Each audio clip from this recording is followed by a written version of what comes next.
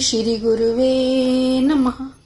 चैतन्यं शाश्वतं शान्तं व्योमातीतं निरञ्जनं नादिबिन्दुकलातीतं तस्मै श्रीगुरुवे नमः। ॐ स्वस्ति न इन्द्रो वृद्धश्रवाः स्वस्ति नः पूषा विश्ववेदाः स्वस्ति नस्ताक्षर्यो अरिष्टनेमि स्वस्ति न बृहस्पतिर्दधातु।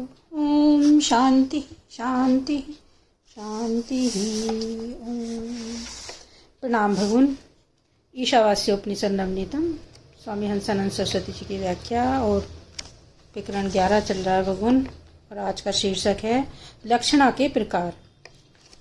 लक्षणा 3 प्रकार से की जाती है। जहत लक्षणा, अजहत लक्षणा, जहत अजहत लक्षणा अर्थात भाग त्याग लक्षणा।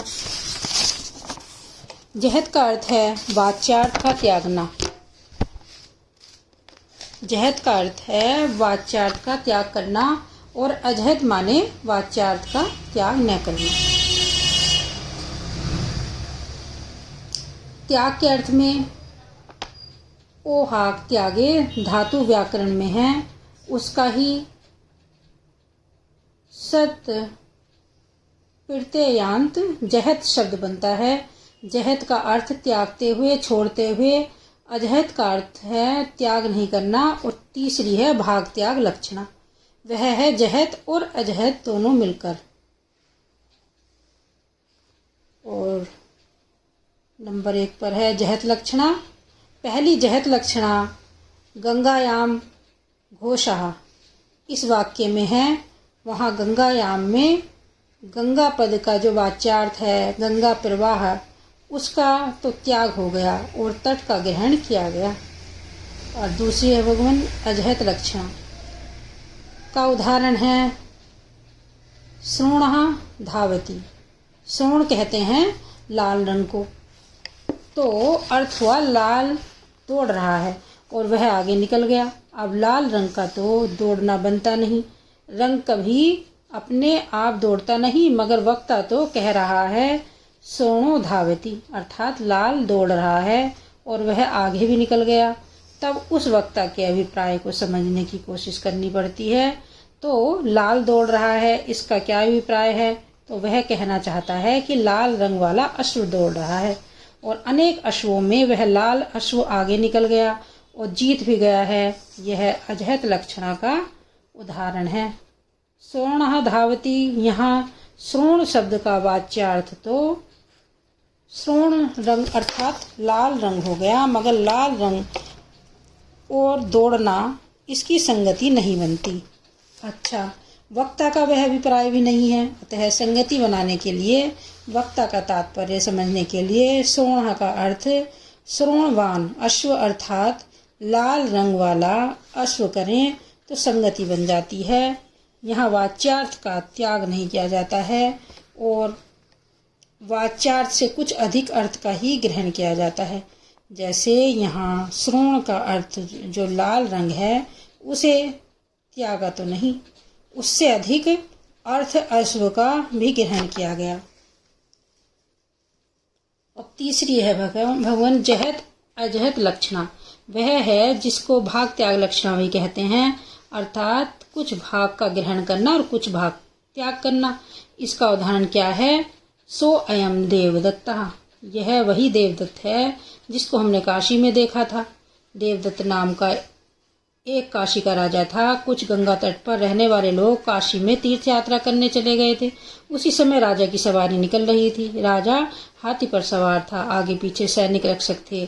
पुष्प वृष्टि हो रही थी, लोग जय जयकार कर रहे थे। तो उन तीर्थ यात्रियों ने राजा के इस रूप को देख लिया। यात्रा करके वे सारे लोग अपने अपने घर गांव लौट आए। उस काशी नरेश को कुछ काल में वैराग्य हुआ। उसने अपने सारे राजसी कपड़े त्याग दिए, लंगोटी लगा ली, हाथ में कमंडलू लिया और गंगा किनारे किनारे चल पड़ा। तो गांव से भिक्षा मांगकर देह निर्वाह करना और अपना साधन भजन करके भगवान की आराधना करना, बस इतना ही काम था उस साधु बने नरेश का। एक दिन घूमते घूमते वह उन यात्रियों के गांव में पहुंचा जहां के लोग कुछ काल पहले काशी देखने आए थे। उन लोगों ने इस भूतपूर्व काशी नरेश को राजा के सारे वैभव सहित हाथी पर सवार हुआ देखा था। उन यात्रियों में से किसी ने अपने एक मित्र से कहा, सो अयम देवदत्ता, अर्थात यही वह देवदत्त है जिसको हमने कुछ महीने पूर्व राजा के वेश में हाथी पर सवार देखा था। दूसरे ने कहा, कहाँ वह राजा और कहाँ यह नंगा भिखारी? तुम इस भिखारी की राजा के साथ एकता कर रहे हो कि यह वही देवदत्त है करके। अरे राजा राजा ही है, भिखारी भिखारी ही। राजा भिखारी कैसे बनेगा? कहाँ वह राजा और कहाँ यह भिक्षुक? कहाँ वह काशी प्रदेश, कहाँ यह रेतीला गंगा किनारा? कहाँ वह राजा का ठाठ? यह तो भिक्षा मांग रहा है इस समय।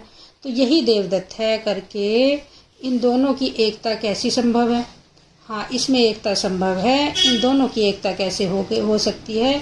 विरोधी भाग जो दृश्य स्वरूप भासमान है उनका त्याग करो और अविरोधी भाग जो बाहर से दिखने वाले हैं उनका ग्रहण करो। वह काशी देश, वह काल जिस समय हम काशी देश देखने गए, और वह राजापन का अभिमान और राजापान कायम रखने वाली वस्तुएं, हाथी घोड़े वैभव, राजा का पोशाक और सैनिक, इन सारे पदार्थों की वजह से इस गंगा तट पर घूमने वाले दंड कमंडलू लंगोटीधारी भिक्षुक का विरोध आ रहा था। कहाँ राजा की वस्तुएं और राजा का आदर सम्मान, कहाँ भिक्षुक की वस्तुएं और कहाँ भिक्षुक का भिखारीपना। इन दोनों में ही विरोध आ रहा है, तो एकत्व तो कैसा संभव है? तो कहते हैं दोनों के देश काल वस्तुओं का त्याग करो, एकत्व ही शेष बचेगा। यानी काशी के राजा के देश काल वस्तुओं का त्याग करो और इस समय के इस भिक्षु के देश काल वस्तुओं का त्याग करो। केवल पुरुष मात्र को देखो। जो पुरुष उस समय देश में राजा पने का अभिमान कर रहा था, वही पुरुष आज यहाँ भिक्षु पने का अभिमान कर रहा है। पुरुष में तो भेद नहीं, वही पुरुष यहाँ भी है। आओ इससे पूछे और शंका का निवारण करें। वे उस भिक्षु के पास प्रणाम दंडवत करके बोले, कुछ महीने पहले हम काशी यात्रा गए थे। वहाँ काशी नरेश के रूप में हाथी पर सवार हमने आपको देखा था। उसी भूतपूर्व राजा को आज हम अपने आंखों से यहाँ भिक्षु के रूप में देख रहे हैं। क्या यह बात सही है? तो उस भिक्षुक ने कहा, हाँ वही देवदत्त मैं हूँ। तो पुरुष की एकता हो ही गई। राजा और भिक्षुपने के अभिमान को छोड़ दो तो पुरुष मात्र की एकता स्पष्ट हो जाती है। भिक्षुपना और राजापना ये उपाधियाँ हैं। पुरुष तो सत्य वस्तु ही है, तो सत्य तो एकत्व बन जाता है। देश काल वस्तुएं सारी उपाधियाँ हैं। ये उपाधियाँ अनित्य हैं, अस्थिर हैं, बनती बिगड़ती हैं, अतः उनका अस्तित्व माना नहीं जाता। सत्य वस्तु का ही अस्तित्व माना जाता है।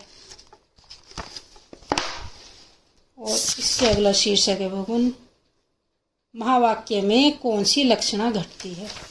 ओम शांति शांति शांति। प्रणाम भगुन।